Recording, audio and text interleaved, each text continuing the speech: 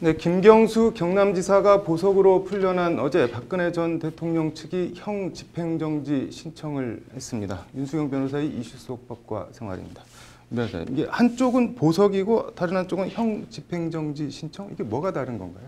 네, 먼저 그 형사소송법상 형 집행정지는요, 형이 확정된 기결수가 질병 등의 이유로 형 집행을 중단하고 일정 기간 석방해달라고 요청하는 제도입니다. 이 형 집행정지는 검찰 심의위원회에서 심의가 되고요. 최종 결정은 심의의 결과를 참고해서 그 서울중앙지검장이 내리게 되겠습니다. 김경수 경남지사나 이명박 전 대통령에게 적용된 보석의 경우에는 재판을 받고 있는 미결수에게만 해당되는 제도이고요. 이 보석은 보증금 납부를 조건으로 해서 구속의 집행을 정지하고 구속 피고인을 석방하는 제도라고 보시면 되겠습니다. 그래서 지금 이제 기결수인 박 전 대통령의 경우에 보석 신청은 허용되지 않게 되겠고요. 기결수에 대한 그 형 집행정지는 검찰이 결정을 하고 재판 중인 미결수에 대한 보석은 재판부가 결정한다고 보시면 되겠습니다. 그래서 김경수 씨 같은 경우에는 항소심 재판을 받는 서울고법에 보석을 신청해서 법원이 받아들여줬고요. 박근혜 전 대통령은 이제 서울중앙지검에 형 집행정지를 신청한 상황입니다. 이게 뭐 형 집행정지 신청 사유가 있을 텐데 어떻게 되나요?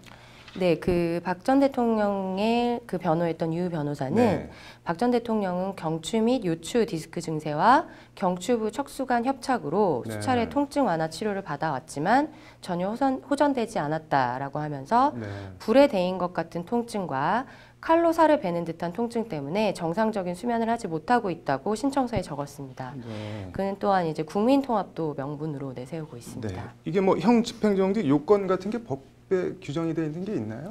네, 먼저 그 형사소송법을 보게 되면요, 제 471조에 수감자가 현저히 건강을 해하거나 생명을 보존할 수 없을 염려가 있는 때에 검사가 형의 집행을 정지할 수 있다라고 규정하고 있습니다. 그 집행정지의 요건을 구체적으로 보게 되면요, 징역, 금고 또는 구류의 선고를 받은 수감자가 심신장애로 의사 능력이 없거나 형의 집행으로 건강을 해치거나 생명을 보존할 수 없는 염려가 있을 때, 그리고 70세 이상일 때, 잉태 후 6개월 이후, 출산 후 60일 이내, 또는 이제 부모가 중병이나 장애인으로 보호할 다른 친족이 없는 때 등의 요건이 있게 되겠습니다. 그래서 2013년도에 여대생 청부살인 사건으로 무기징역을 받았던 영남재분 회장의 부인인 그 윤모 씨가 호화수감 생활을 했던 그 파문 이후에 이 집행정지 요건이 강화된 상태입니다. 지금 박 전 대통령 같은 경우는 법적인 상태나 뭐 지위 이런 게 어떻게 돼 있는 건가요?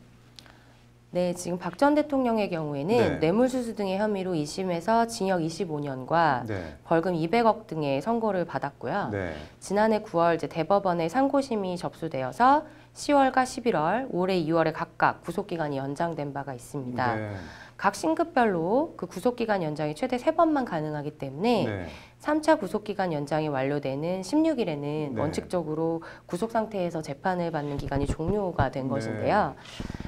다만 이제 박 전 대통령의 경우에는 지난해 11월 새누리당 공천에 개입한 혐의로 징역형이 확정되어 있는 상태이기 때문에 구속기간이 만료되더라도 이제 석방되지 않았습니다.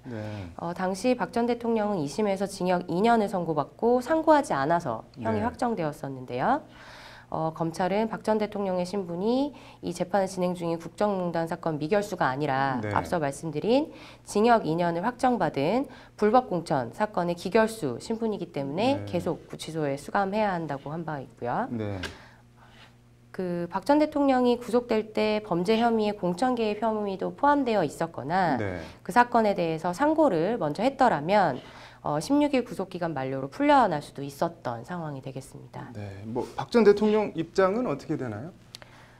이제 박 전 대통령 측의 입장은 이제 구속되었던 2017년 3월 31일을 기준으로 하면 불법 공천 개입 관련된 그 확정 판결을 받은 징역 2년 형기를 이미 다 채웠다는 입장입니다. 그래서 별건으로 재판이 진행되기는 했지만 이 국정농단 특가법상 뇌물이나 직권남용, 불법 공천 개입 등이 큰 틀에서 보면 하나의 사건이기 때문에 미결수, 기결수를 따지지 말고 구속기간이 만료된 만큼 불구속 상태에서 재판을 받아야 된다.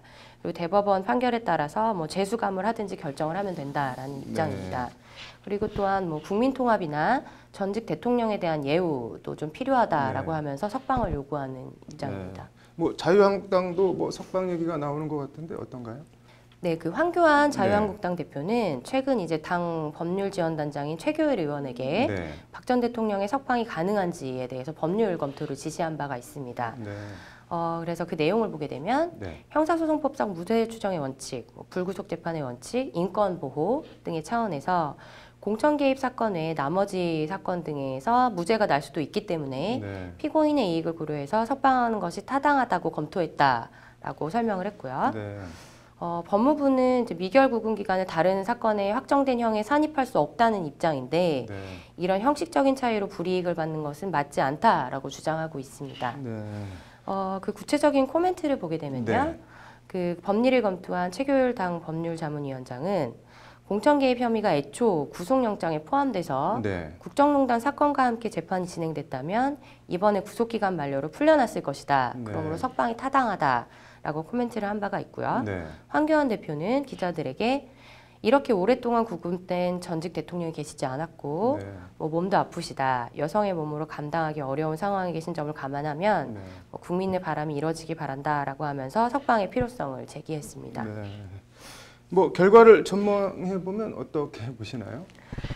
예, 일단 이제 검찰은 오늘 이제 서울구치소에 인력을 보내서 뭐 의료진 면담을 하는 등 박 전 대통령의 건강 상태를 확인하는 작업을 벌였고요.